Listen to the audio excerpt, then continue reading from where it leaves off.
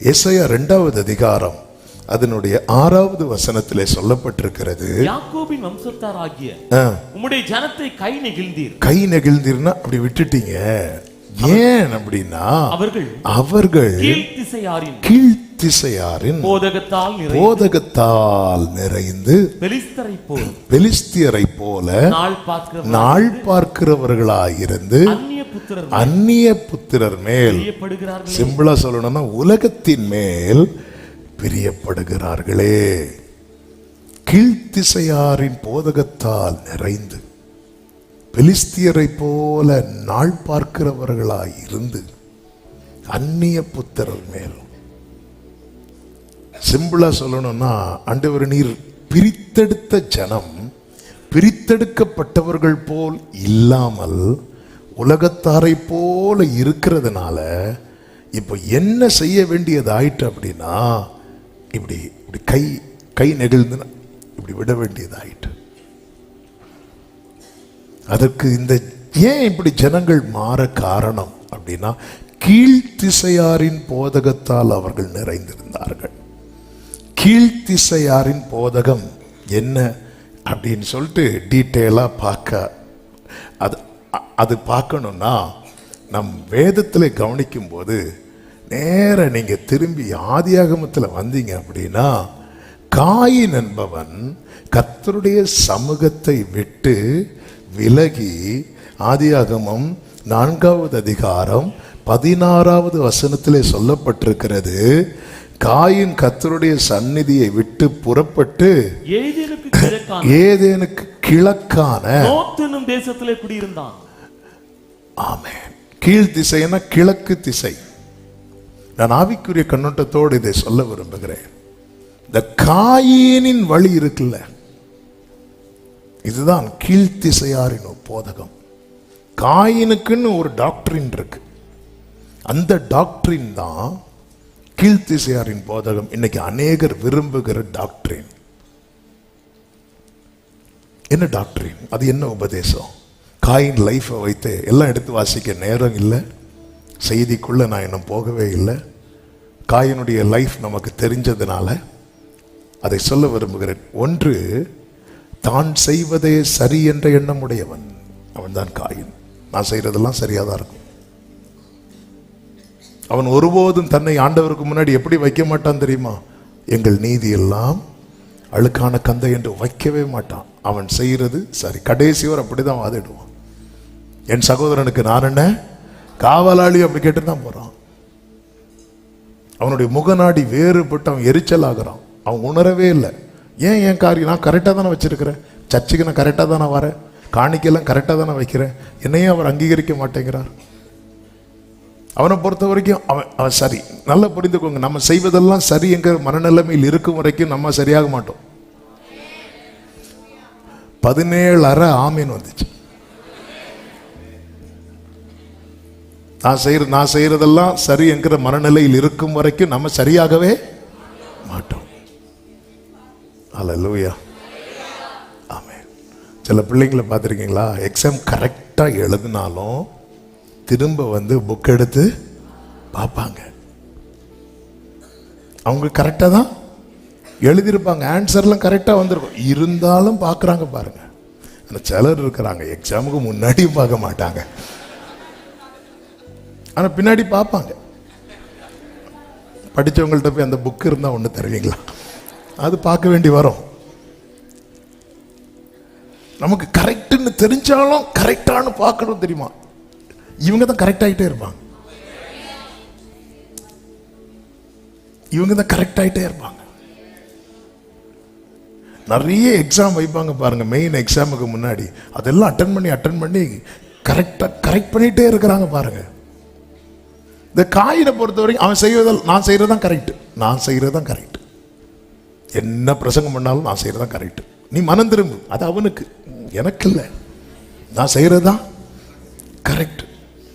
2வது, தன்னை திருத்தும் காரியத்தை ஏற்றுக்கொள்ளாதவன், தன்னை திருத்தும் காரியத்தை ஏற்றுக்கொள்ள மனதில்லாதவன். கர்த்தர் எவ்வளவு அன்பா அவன்கிட்ட பேசுறார். நீ நன்மை செய்தால் உனக்கு மேன்மை இல்லையா பேசும்போது உடனே அவன் நான் என்ன செய்யணும் ஆண்டவரே கேட்டிருக்கணும், அவன் கேட்கல.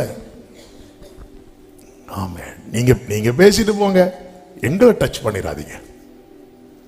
தன்னை திருத்தும் காரியத்தை ஏற்றுக்கொள்ள மனதில்லாதவன். அத்தேனை பட்டணத்தில் அப்படிதான் ஒரு கூட்டத்தார் இருந்தாங்க. நீர் சொல்லுகிறதை நாங்கள் இன்னொரு வேளை கேட்போம்.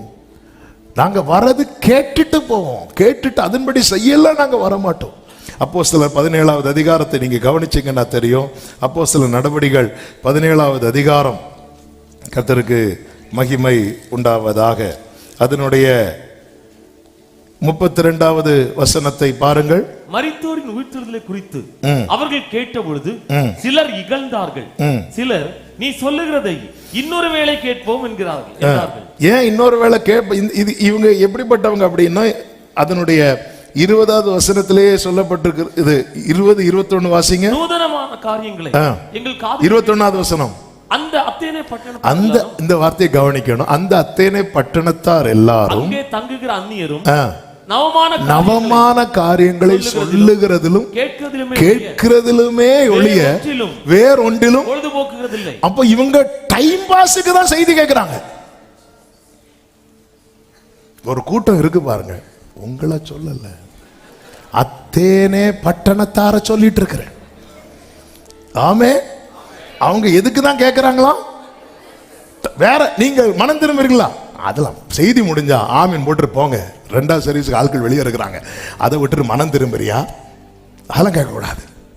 எங்க டைம் பாஸ் என்ன தெரியுமா? செய்தி கேட்கறது. நாங்க ஃபர்ஸ்ட் சர்வீஸ் மட்டும் இல்லை, செகண்ட் சர்வீஸையும் கேட்போம். அதை ரிப்பீட்டடா கேட்போம். அதுக்கப்புறம் கேட்டுட்டு விட்டுருவோம். இதான் எங்க டைம் பாஸ்.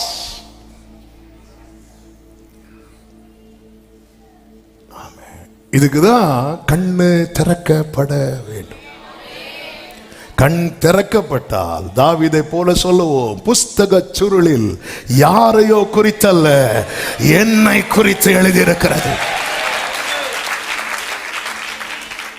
புஸ்தக சுருளில் ஆண்டவரே, பலியை நீர் விரும்பாமல் என் செவிகளை திறந்தீர் திறந்தீர். அப்புறம் தான் ஆதியாகமம் முதல் வெளிப்படுத்தல் வரைக்கும் புஸ்தக சுருள்ல நீங்க பைபிளை ரொம்ப க்ளோஸா நீங்க ஃபாலோ பண்ண ஆரம்பிச்சிட்டீங்கன்னா, 2 பேர் தான் ஆதியாகமத்திலிருந்து வெளிப்படுத்தல் வரைக்கும் டிராவல் பண்ணிட்டு இருப்பாங்க. ஒன்னு அவரு, இன்னொன்னு நாம. ஆமென். ஜீசஸ். நீங்க பைபிளை ரொம்ப க்ளோஸா நீங்க ஃபாலோ பண்ண ஆரம்பிச்சிட்டீங்கன்னா, மீதி எல்லாம் அந்த மணவாளன் ஹீரோ ஹீரோயின், மீதி எல்லாம் அவங்க மற்ற கதாபாத்திரங்கள் தான். அவர் மணவாளன், நம்ம மணவாட்டி. நீங்க ஃபுல்லா அப்படி பார்த்துட்டே வரலாம். அதனாலதான் தாவீது சொல்றார், ஆண்டவரே புஸ்தக சுருளில் என்னை குறித்து எழுதியிருக்கிற இதை பார்க்கணும். நம்ம பார்க்கிறதே நமக்கு என்ன செய்வார் என்பதை தான் பார்க்கிறோமே தவிர, புஸ்தக சுருள் நான் சொல்லுகிற வார்த்தை சங்கீதம் 40 எடுக்க வேண்டாம். சொல்லிட்டு அடுத்த வார்த்தை என்ன சொல்வார் தெரியுமா? உமக்கு பிரியமானதை செய்ய விரும்புகிறேன். கண்ணு திறக்கும் போதுதான் தெரியுது அவர் என்னை எப்படி பார்க்க விரும்புறாருன்னு எழுதி வச்சிருக்கிறார். நம்ம கண்ணு திறக்கிறது வரைக்கும் நம்ம எதை மட்டும் பார்க்கிறோம் தெரியுமா? அவர் எனக்கு என்ன செய்வார் என்று எழுதி வைத்திருக்கிறதை பார்க்கிறோம். என் கண்கள் திறக்கப்படும் போது, என் செவிகள் திறக்கப்படும் போது நான் எதை பார்க்கிறேன், எதை கேட்கிறேன் என்றால், அவர் என்னை எப்படி பார்க்க விரும்புகிறார் எழுதி வச்சிருக்கிறார். அவர் என்னை எப்படி பார்க்க விரும்புகிறார் என்று எழுதி வைத்திருக்கிறார். நாம் அவருடைய வஸ்திரத்தை தொடுகிறவர்களாய் மட்டுமல்ல, அவருடைய இருதயத்தை தொடுகிறவர்களாய் மாற வேண்டும்.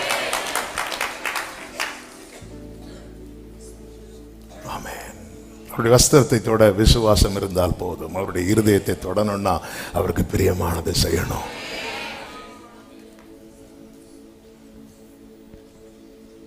தன்னை திருத்தும் காரியத்தை அவன் ஏற்றுக்கொள்ள மாட்டான்.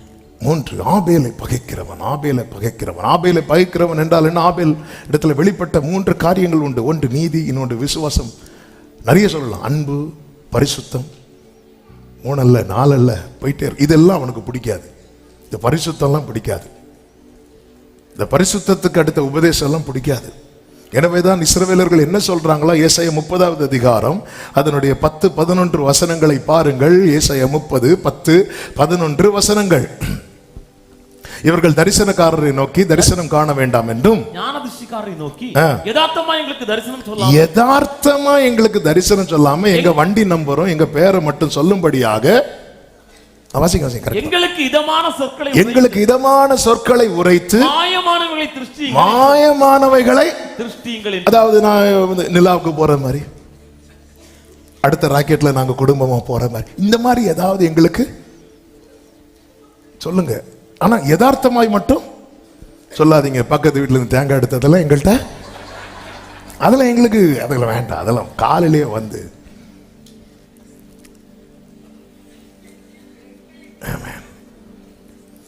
யதார்த்தமா மாயமா சொல்லுங்க. ஆமே. உங்க பேங்க் அக்கவுண்ட்ல ஒண்ணுமே இல்லை. இது யதார்த்தம். என்ன சத்தியத்தை அறிவீர்கள், சத்தியம் உங்களை விடுதலை ஆக்கும். அடுத்து ஒரு வார்த்தை சொல்றாங்க பாருங்க. நீங்கள் வழியை விட்டு பாதையினின்று விலகி இஸ்ரவேலின் பரிசுத்தரை எங்கள் முன்பாக இராமல் ஓய பண்ணுங்கள் என்றும் சொல்லுகிறார். அதன் அர்த்தம் என்னன்னா, அவர் நல்லவர்னு சொல்லுங்க, அவர் பரிசுத்தர்னு சொல்லாதீங்க. அவர் வல்லவர்னு சொல்லுங்க, கேட்க நல்லா இருக்கு. அவர் சர்வ வல்லவர், அதெல்லாம் கேட்க நல்லா இருக்கு. அவர் நல்லவர், ரொம்ப நல்லா இருக்கு. அவரால் செய்யக்கூடாத அதிசயமான இதெல்லாம் சொல்லுங்க, எங்களுக்கு ஹாப்பி. ஆனா அவர் பரிசுத்தர்னு சொன்னா எங்களுக்கு குத்து. சேராபீன்கள் பரிசுத்தர்னு சொன்ன போது ஒருத்தனுக்கு குத்துச்சு. யாருக்கு தெரியுமா? ஏசாயாவுக்கு. அந்த குத்து இருந்தாதான் வாயை திறந்து, ஆண்டவரே நான் அசுத்த உதடுகள் உள்ளவன், ஆண்டவரே சேனைகளின் கர்த்தர், ஓ சேனைகளின் கர்த்தர், சேனைகளின் ஆமென் பரிசுத்தர். காயினை பொறுத்த வரைக்கும் சண்டே கிறிஸ்டியன், அவ்வளவுதான். மற்ற 6 நாட்கள் தன் கால் போன போக்கு, தன் மனம் போன போக்கில். வேதம் என்ன சொல்லுகிறது தெரியுமா? பொல்லாங்கனால் உண்டாக்கப்பட்ட. நல்ல கவனமா கேளுங்க. இந்த காயின் ஆராதனைக்கு வர்றதுக்கோ ஆராதனை பண்றதுக்கோ ஒரு தடை கிடையாது. ஆனா ஆபேல் ஒரு ஆராதனை பண்ண அடுத்த ஆராதனைக்கு இல்லை, அவனுக்கு தான் தடை. ஆமென். கீழ் திசையாருடைய போதகத்தால நிறைந்திருக்கிறவர்கள் ஆராதிக்க சாத்தான் தடை பண்ணவே மாட்டான். அவனே வந்து டிராப் பண்ணிட்டு போவான்.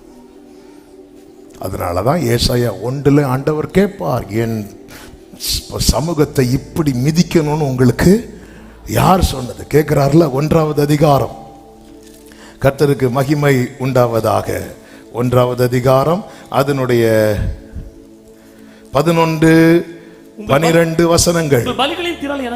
எனக்கு என்னத்துக்கு என்று கர்த்தர் கேட்கிறார். தகன பலிகளும் கொழுத்த மிருகங்களின் இனமும் எனக்கு அரோசிகமாய் இருக்கிறது. காளைகள் ஆட்டுக்குட்டிகள் கடாக்களுடைய இரத்தத்தின் மேல் எனக்கு பிரியம், எனக்கு பிடிக்கவே இல்லப்பா உங்க வர்ஷிப் அப்படிங்கிறார். அடுத்த வசனம், நீங்கள் என் சந்நிதியில் வரும்போது என் பிராகாரங்களை இப்படி மிதிக்க வேண்டும் என்று உங்களிடத்தில் கேட்டது உங்களை யாரு கூப்பிட்டா? எப்படியாவது சர்ச்சுக்கு வந்துட்டு யாரு கூப்பிட்டா உங்களை அப்படின்னு கேட்கிறார் ஆண்டவர். காயினை உன்னை யாரு கூப்பிட்டாங்க? எப்படியாவது வந்துருங்க, எப்படியாவது வந்துருங்க. உங்களுக்கு வருத்தமா, கண்ணீரா, நஷ்டமா, குஷ்டமா, யார் கூப்பிட்டான்னு கேட்கிறார் ஆண்டவர். என் சமூகத்துல என்னை பிரியப்படுத்தவா? நீ காயின் கீழ்த்திசையாரின் உபதேசத்தால நிறைந்திருந்து என் சமூகத்துல வர்றது எனக்கு பிடிக்கல அப்படிங்கிறார் ஆண்டவர். எனக்கு பிடிக்கல, எனக்கு பார்க்க பிடிக்கல, எனக்கு கேட்க பிடிக்கல. இந்த காயின் வந்து முதற் பலனை கொண்டு வந்து வைக்கிறான், ஃபர்ஸ்டா கொண்டு வந்து வைக்கிறான், பெஸ்டா தான் கொண்டு வந்து வச்சான். அவனை பொறுத்த வரைக்கும் அடிக்கடி சொல்லுகிற வார்த்தை, நாம் ஆராதிக்கிற தேவன் நாம் கூடும் போது வருகிறவர் அல்ல, நாம் கூடவே வருகிறவர். எனவே தான் வேதம் சொல்லுகிறது, நீ தேவாலயத்துக்கு போகும்போது உன் நடைகளை காத்துக்கொள். நம்ம ஆபேலை பகைக்கிறோமா? நீதியை பகைக்கிறோமா? பரிசுத்தத்தை வெறுக்கிறோமா? ஐயோ வேண்டாம், பரிசுத்தரை எங்களுக்கு முன்பாக இராதபடிக்கு ஓய பண்ணுங்கள். அதனாலதான் நல்லவர் நல்லவர் நல்லவர் அவர் நல்லவர், அவரை போல நல்லவர் வேற ஒருவரும் கிடையாது. அதே வேளையில் அவரை போல பரிசுத்தம் உள்ளவர் வேறு ஒருவரும் இல்லை.